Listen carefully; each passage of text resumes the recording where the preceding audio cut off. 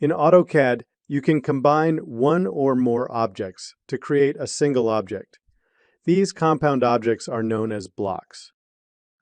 Commonly used for symbols, parts, detail views, and title blocks. Blocks ensure consistency between identical copies of objects.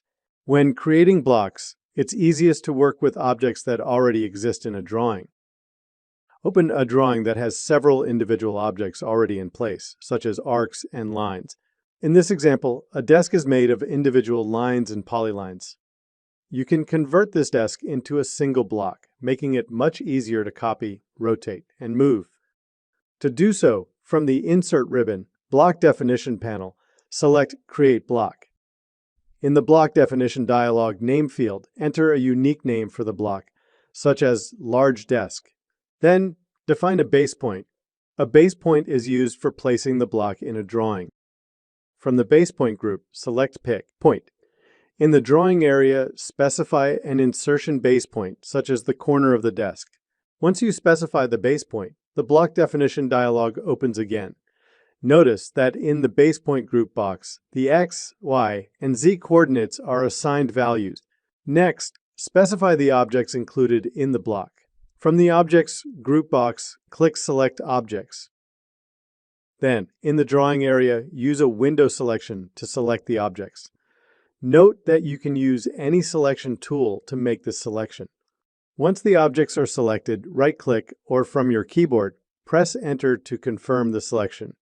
The dialog appears again, this time containing the preview of the block to be created.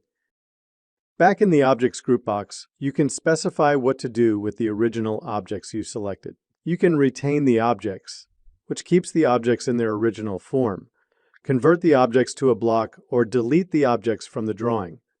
Deleting the original objects from the drawing maintains the block of objects, but the individual objects, such as lines and polylines, will be deleted. Select Delete. In the Settings group box of the Block Definition dialog, you can specify the insertion units for the block reference.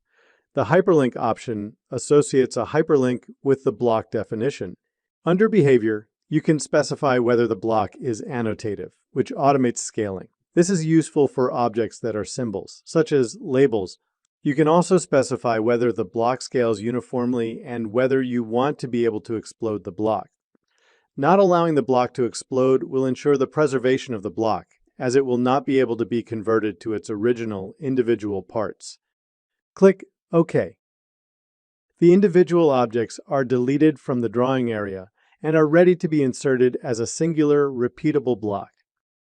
Blocks are an excellent way to streamline and standardize workflows.